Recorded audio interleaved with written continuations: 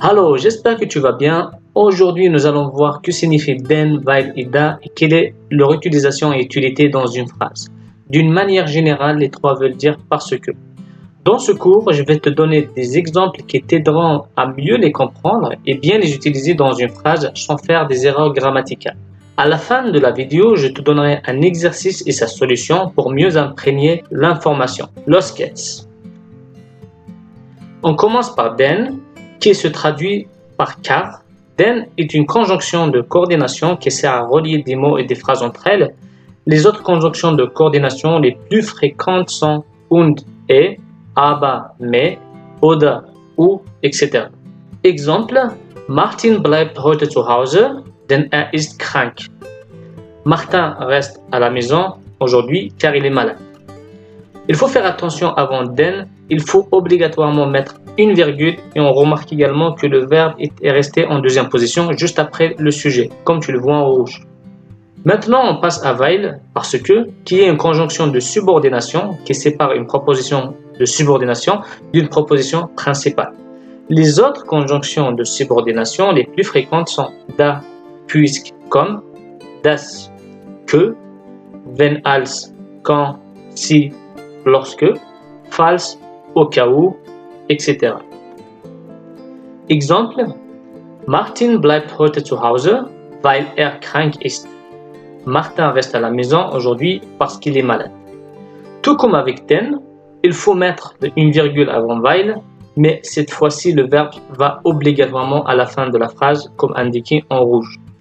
On peut également commencer avec la subordination et ça donne: Weil krank ist, bleibt Martin heute zu Hause.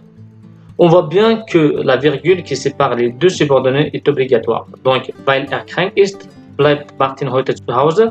Parce qu'il est malade, Martin reste aujourd'hui à la maison. Maintenant, da. Da se traduit par comme ou puisque. Da est également une conjonction de subordination comme weil. Il faut donc mettre le verbe à la fin de la phrase. Exemple: Martin bleibt heute zu Hause, da krank ist. Martin reste à la maison aujourd'hui puisqu'il est malade. On peut également commencer par la subordination et ça donne: Da krank ist, bleibt Martin heute zu Hause. Comme il est malade, Martin reste à la maison aujourd'hui.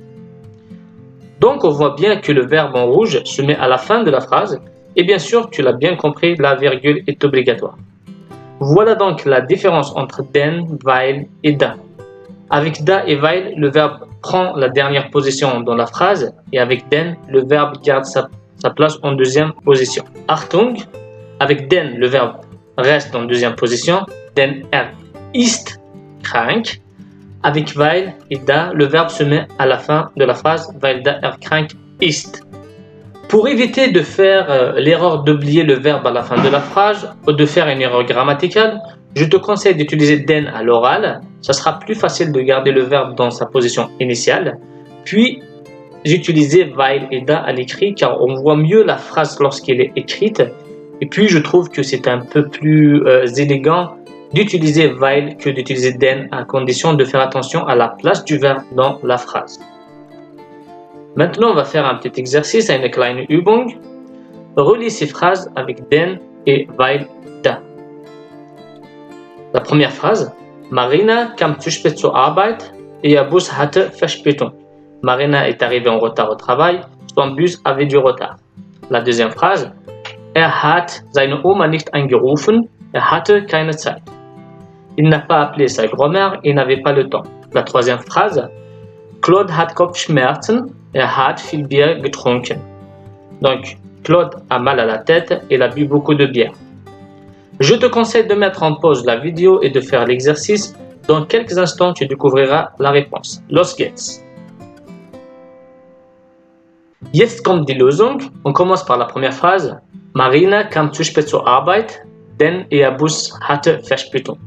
Donc, Marina est arrivée en retard au travail, car son bus avait du retard.